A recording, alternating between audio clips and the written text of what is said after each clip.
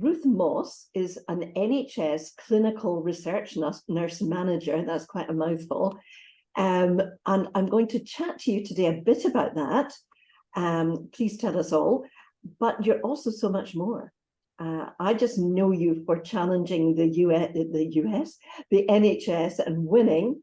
Tell us about that. But you're trustee on boards and all sorts. So tell me a bit about your career and your job just now, and then we'll expand it and finish with your 5 traits. What made you successful? So my career's developed in quite a strange kind of way, I think, because I changed career midway through. So I started off as a commercial manager for Marks and Spencer's, having come out of university and done a business degree. And I'd always wanted to nurse. So when I was in my early 30s, I gave up what was actually quite a nice job and a nice company car and went back to be a student nurse. So quite a big change. And within a short while was very interested in not only the nursing side of it, but influencing patient care and how we did that. So one of the ways to do that was to look at evidence and evidence base and research. And for my MSc in advanced practice, I set up my own research. Loved it. And then decided that clinical research nursing would be an area that I'd be really interested in undertaking. So my career through the NHS sort of took twists and turns, and I ended up in clinical research nursing and now look after different teams of nurses across all 4 sites of NHS Lothian, and they're all clinical research nurses and associated people. So, clinical support workers in that and administrators that work in that field. And it's great. And I enjoy that job. But obviously, I think that, Ros, that I've had some life challenges that have come about. One of which was the death of my daughter at the age of 13 by suicide. And that really has led me outside of what I consider my sort of stable professional career in the NHS into lots of other areas and avenues as well. And that has led me down a route of ending up being a trustee on the board of SAMH. I also did SAMH. What does that stand for? SAMH is Scottish Association for Mental Health, and it's the largest mental health charity in Scotland.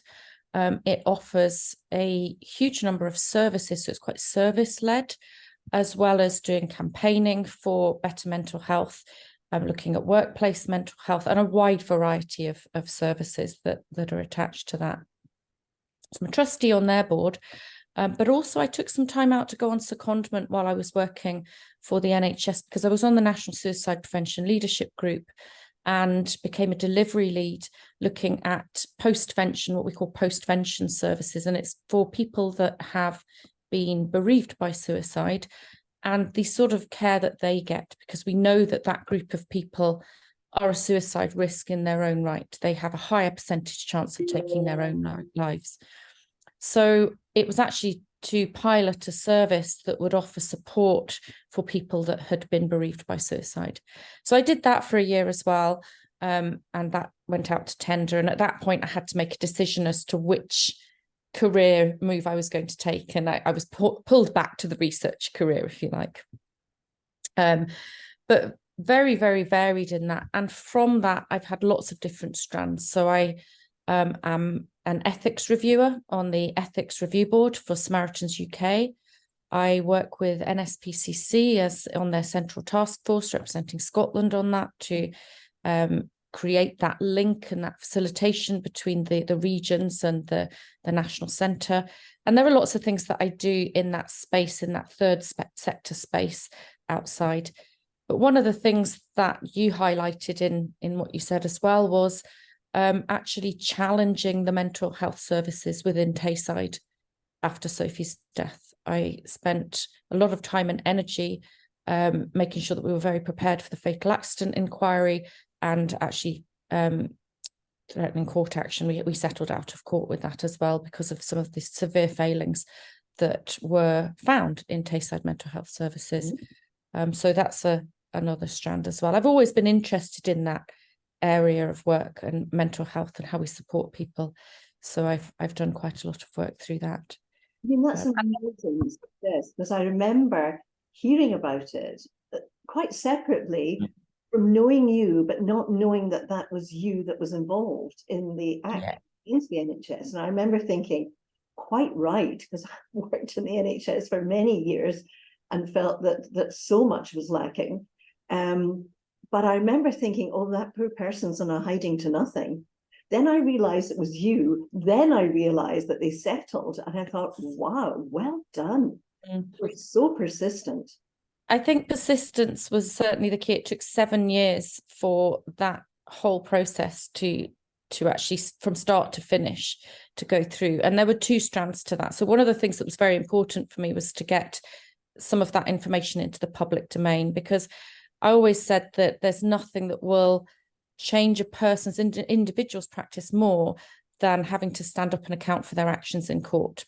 And that was very key for me as a clinician myself, as somebody that's worked as a nurse and as a senior nurse. I know that if I was in that position, having to account for my practice, it would certainly make me think twice in future about how I cared for another individual. So to have a fatal accident inquiry was very important to me, but also to hold services to account for their actions.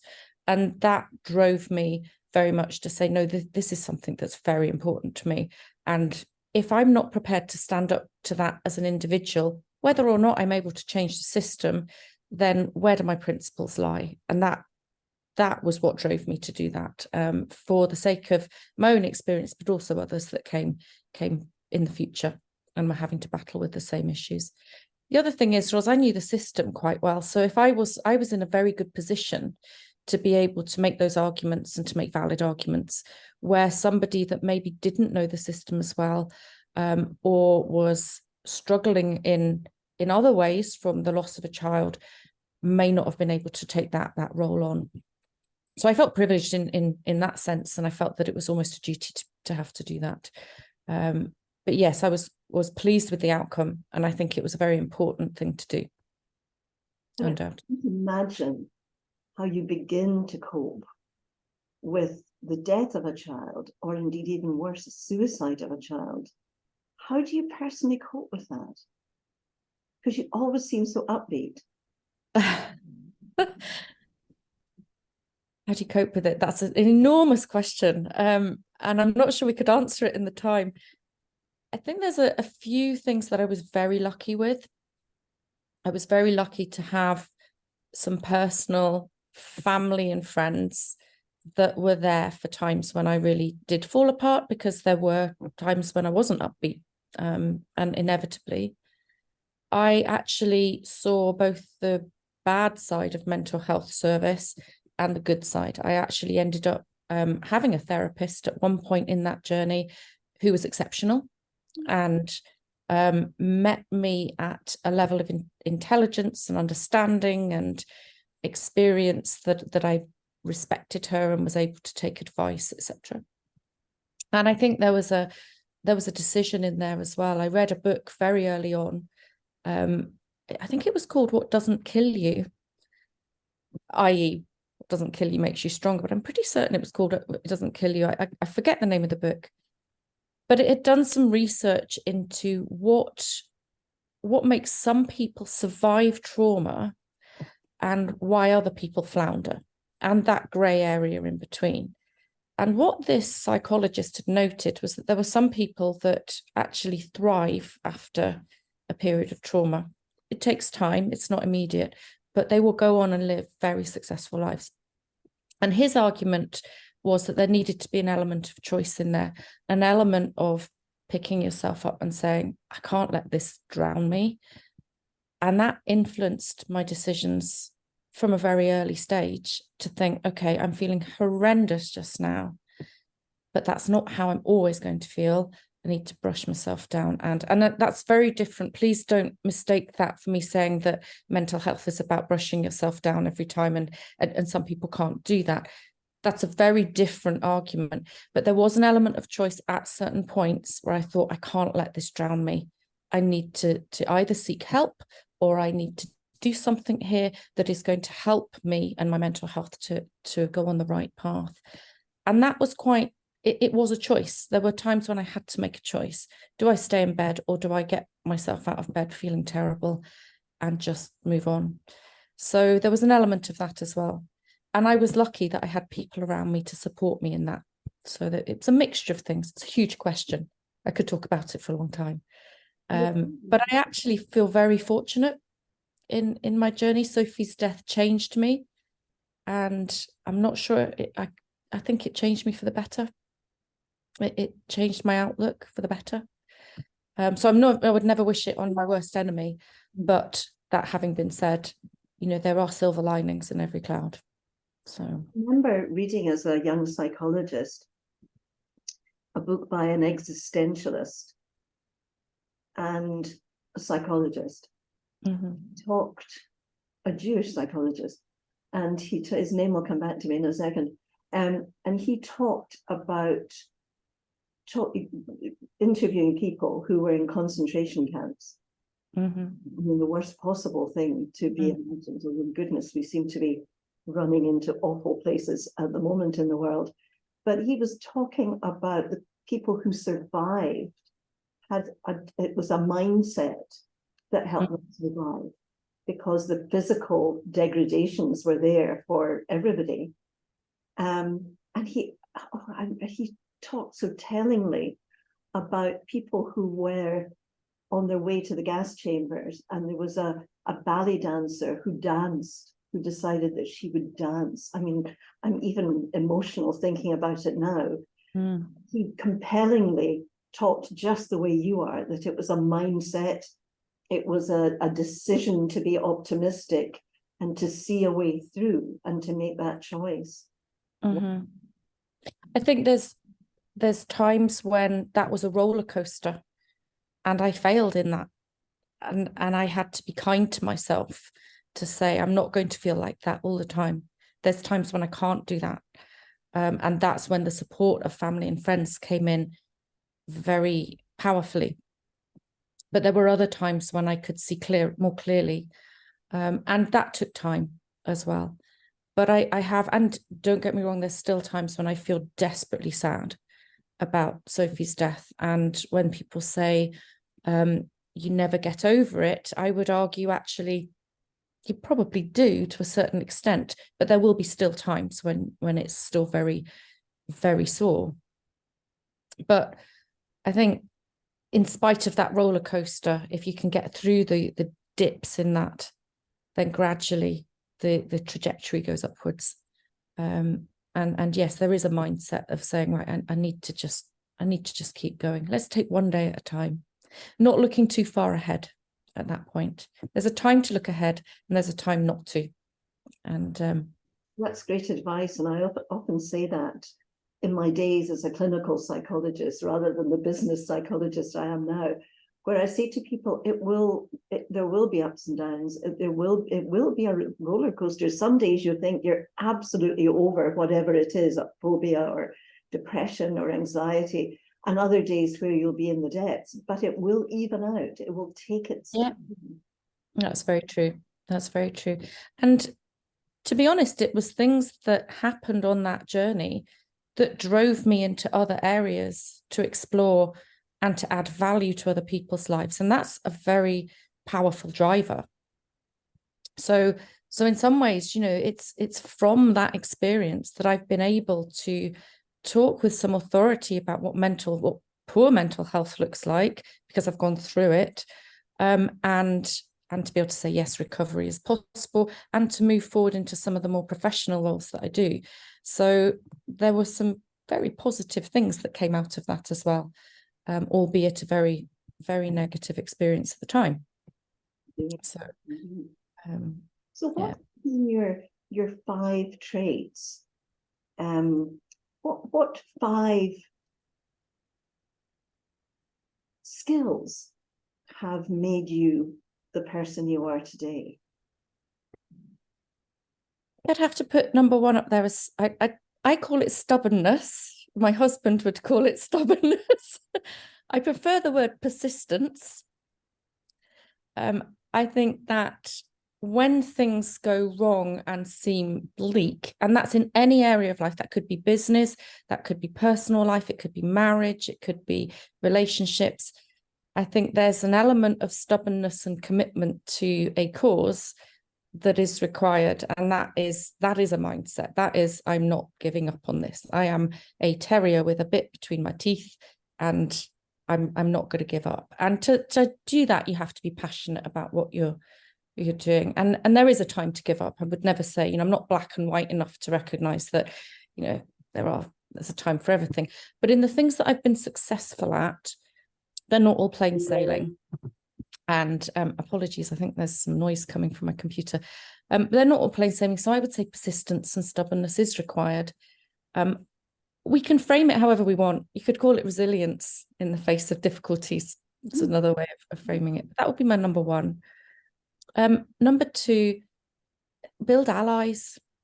No, nobody's an island. Everything that I do, I have allies and support and people that are good at certain things that I'm not good at.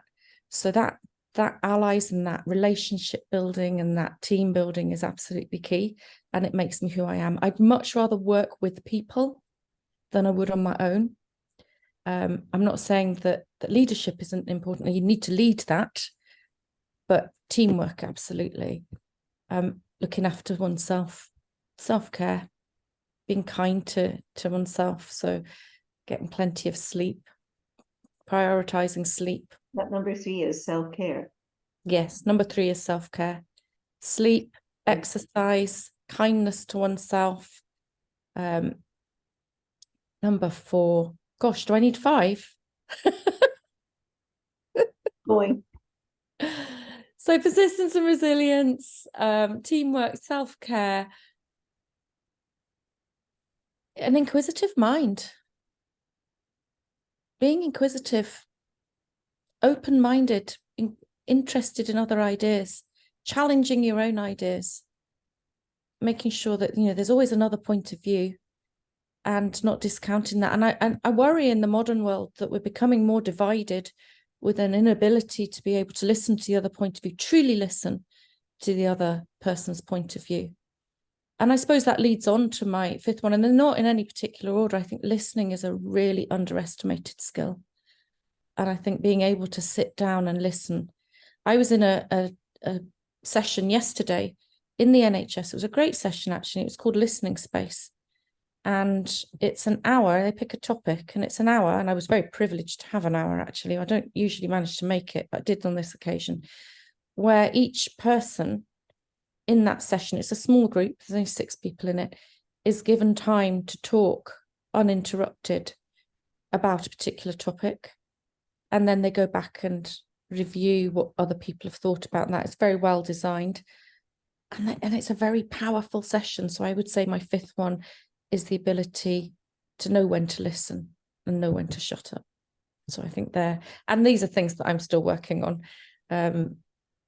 Ros, I don't have them all sussed, but they're my 5 go-tos, I think, that would be very important in order to succeed in things that you want to succeed in, and be driven in the things that you want to drive.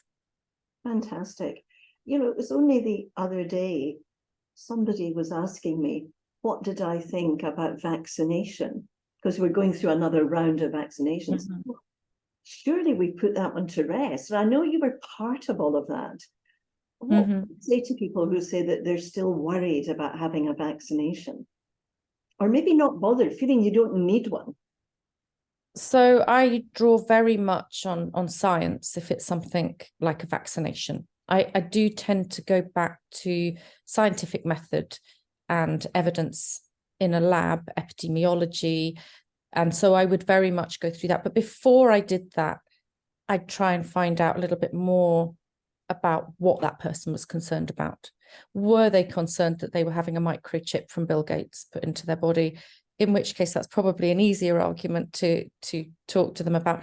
And also, and listen to their fears and their concerns. I think that's really important before answering it, because then you can hone down exactly what is, and give an alternative.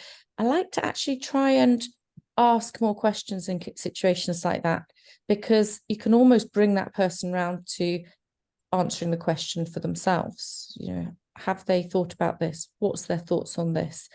And quite often you'll find that there is a deep-seated fear that is behind refusing something like a vaccine. It's an interesting one. But yeah, my process would be to very much ask a lot of questions, find out what the genuine problem is, and then just say, well, you know, have you considered this evidence? It has to be a choice at the end of the day, that sort of thing. But it's about working with that person. Head to head doesn't work ever. No, indeed. Situations like that. The person, I think they felt that they'd come through the crisis. And even although this was maybe a new strain, that they had resisted that. So why should they bother again? Mm-hmm. Which is... Sometimes it's not about their health, though, as well. And it's about people that are close to them. One of the arguments we have from nurses was, well, I'm young, I'm fit, I shouldn't need this. And yet you're asking me to go through that vaccination. But then it's about the people that are close to them. You know, they may pass that disease on if they get COVID or flu to somebody that could be very vulnerable. So by not getting it themselves, they're then protecting their loved ones around them. So it's about finding out their situation and saying, well, you know, what if you pass that on to your grandmother, you know, your asthmatic child, you know, and having a nuanced approach to it.